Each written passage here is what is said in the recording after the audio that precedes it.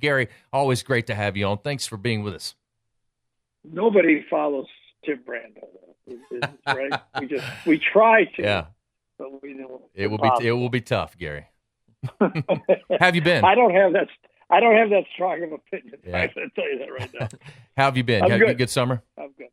Good. Yeah. We've got. I got a lot of kids and a lot of grandkids, so we do a lot of good things over here. So it's a lot of fun. LSU at Auburn. I mean, this is going to be a great matchup this weekend. You guys get a chance to cover it and be there to call it. So, your initial thoughts about this matchup between these two teams?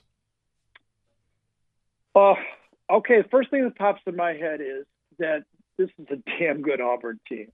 I mean, I usually have to study, all these names and everything. I know all these guys. This is a team that could have played for the national championship last year.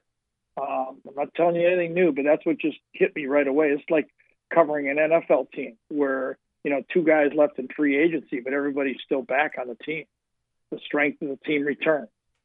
The second is I really believe that as impressive an outing as LSU had in their opening game against Miami, because throw the other one away. In that game, it was probably the surprise of the weekend for the SEC. At least in my opinion.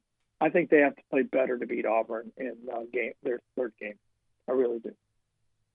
And it seems like now, we're talking about this with Tim, they seem to have a quarterback. Burrows seems to be a guy that's going to be smart, that's going to make good decisions, got him out of some tough plays and blitzes into run plays to score touchdowns. I mean, at least he seems like he's not going to be a guy that's going to hurt him.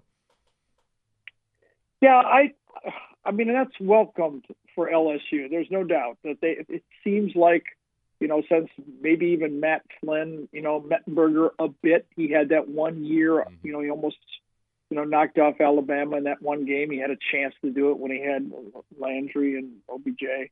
And they were a pretty good team. It looks like they're not going to have to play around their quarterback this year. And I can't even imagine, I've been on a lot of sidelines and I obviously played. When you call plays and you're trying to figure out a way to make a call to defeat the defense and also protect your quarterback, it's really, really tough. I think Steve Emsinger now is just going to be able to call plays and trust his quarterback. That's the most important thing for a play caller and a coach is trusting the guy who gets the ball first every play. And, that's the big difference. That's the number one big difference in this team. The number two is they really don't have the star running back we're used to seeing from LSU. They got a guy. Brissett's a guy. He's a good player. Everybody's got a guy. But I don't think they have the player that the other team goes, he's a difference maker. He's a sure NFL player. He may be that 4, 5, 6 games when I do him against Georgia or Alabama late in the year. But right now, I don't look at their tailback position as a difference maker on the field. LSU's offensive line is still a little bit of a work in progress, and there's going to be some adjustments made even going into this week. How do you see that line matching up against Auburn's defensive front, which was very impressive against Washington? Yeah, it's going to be tough for any offensive line to match up against what Auburn can do up front. They've got 3 NFL players that are going to be playing there next year. And, Nick Coe in 2 years or so is going to be playing in the NFL. And they got a couple linebackers that are going to get a shot playing in the NFL. One's going to be drafted pretty well. So, that front 7, not just for LSU, for anyone, is going to be a tussle.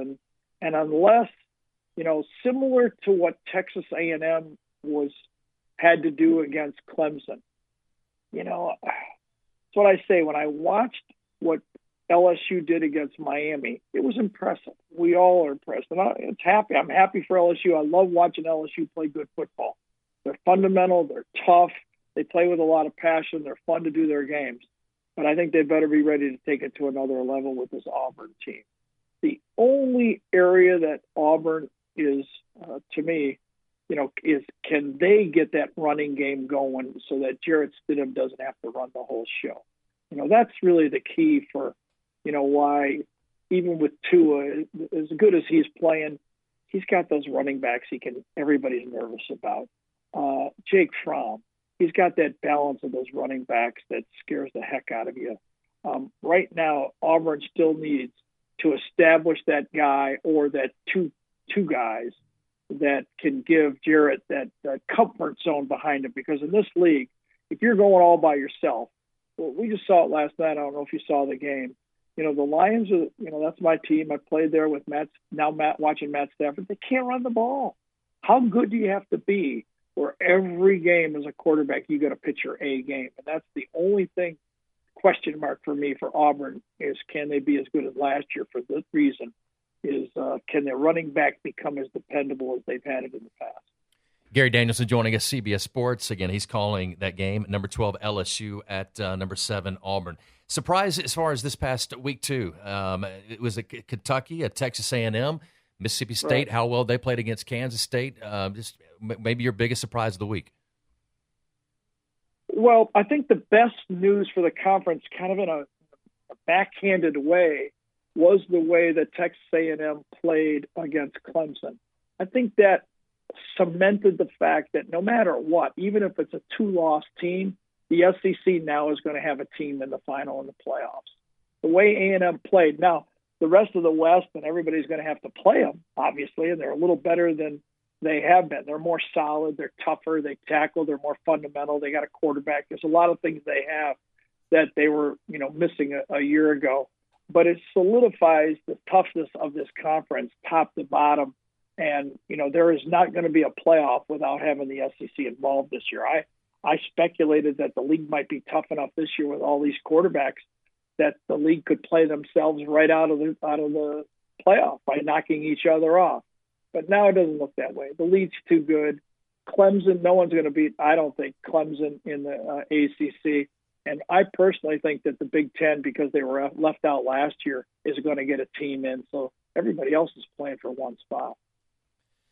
How impressive have you been looking at the Alabama's matchup this weekend with Ole Miss? How impressed have you been just with Ole Miss in general, and specifically their quarterback, Jordan Ta'amu, who leads the SEC in both passing yards and touchdown passes?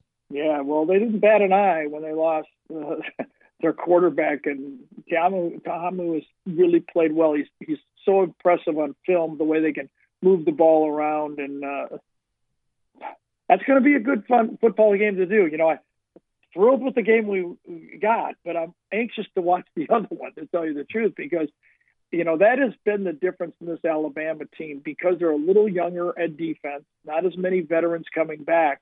I wondered out loud if they were going to become an offensive team and dare the other team to score more points. We're going to find out this week. This is the week where, if Alabama has one of those, 42-38 games, now, that serves notice to everybody that it's a different type of Alabama team. Now, it's one thing for Deshaun Watson to do that. But if, a team like Ole Miss can do it, then that sets up Mississippi State. It sets up Texas A&M. Is this a defense that is going to have the help of the offense instead of the other way around? It's just a different Alabama team. But I'm not sure. I mean, maybe we don't know the names, but maybe these guys are just as good. We just don't know who they are on Alabama. It remains to be seen.